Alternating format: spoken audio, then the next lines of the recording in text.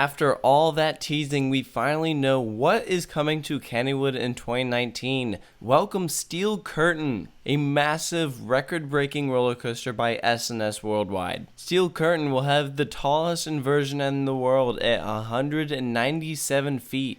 It will have more inversions than any other coaster in America, with 9 220 feet tall, 75 mile per hour top speed, 4,000 feet long, 24 passengers per train, and a 2-minute ride cycle. Let's look at some of those inversions. So we got a banana roll. I believe that is the first in America. We also got a dive loop.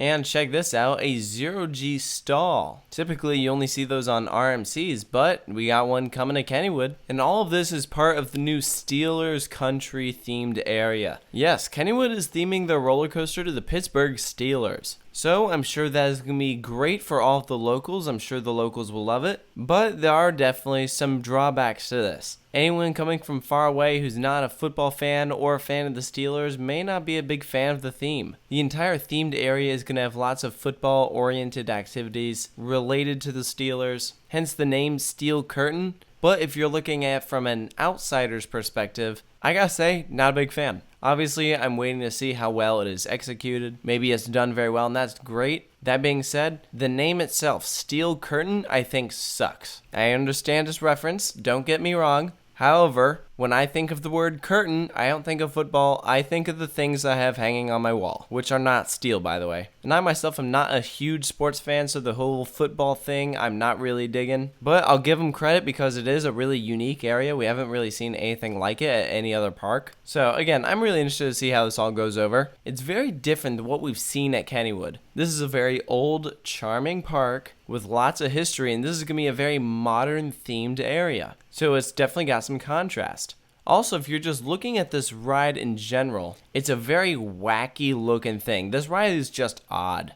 I think that's the word to describe it. I'll go through the layout later, but can we just look at some of these images? This thing looks pretty strange. It really does kind of look like it came out of Roller Coaster Tycoon. I don't think it's what a lot of people were expecting. Like, bravo to Kennywood, they kept this coaster under wraps very well. No one really had any idea what to expect. They did a great job teasing it. We kind of could guess what some of the stats were, but they still delivered it in something that I don't think a lot of people were anticipating. I think it's fantastic that they're breaking the inversion record. About time a park does that. In America, the most inversions we've had on a roller coaster has been 7, and that was kind of a tie between multiple roller coasters, and no one's really touched that record in a long time. Especially when so many other countries out in the world have coasters that go upside down 10 times, or if you're in the UK, 14. So we're breaking the record here in America with 9. And this is all with S&S. This is the largest coaster they've ever done. I know me, myself, I was not expecting an S&S, especially with all those stats and all the teasing. I was thinking it would be something along the lines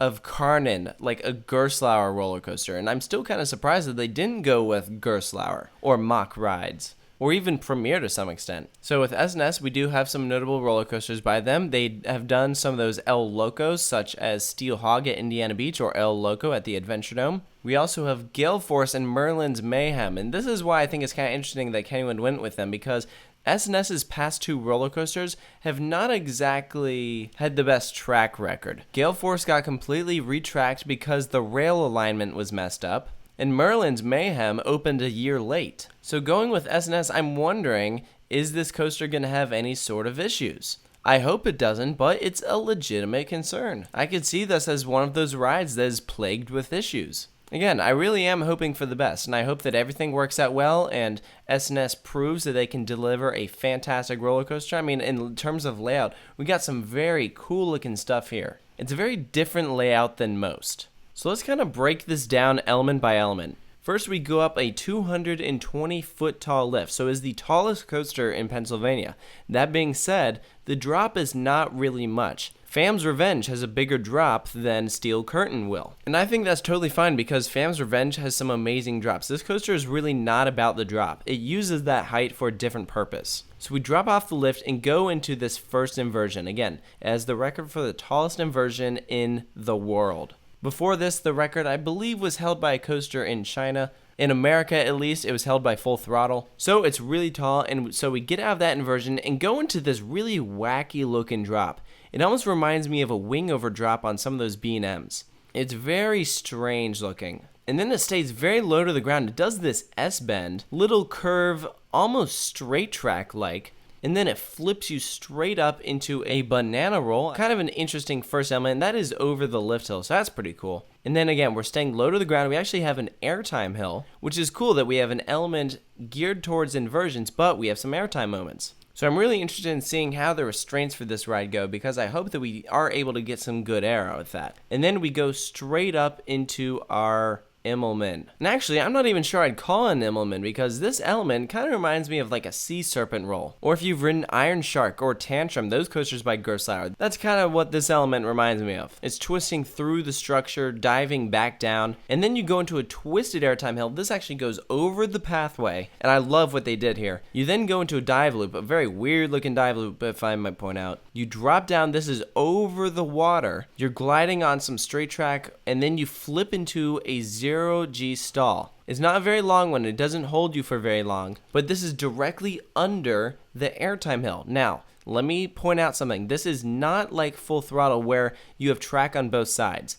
This is two separate track, but it is directly above and below itself, and this is over the pathway. So you'll be able to walk and look up as the train is flying directly over you with riders hanging upside down. That is awesome. So then you flip back out, go into another airtime moment, flip into two more inversions, and let me point out that last inversion looks to me like a cutback. That element kind of made a return with twisted timbers and the two RMC Raptor tracks.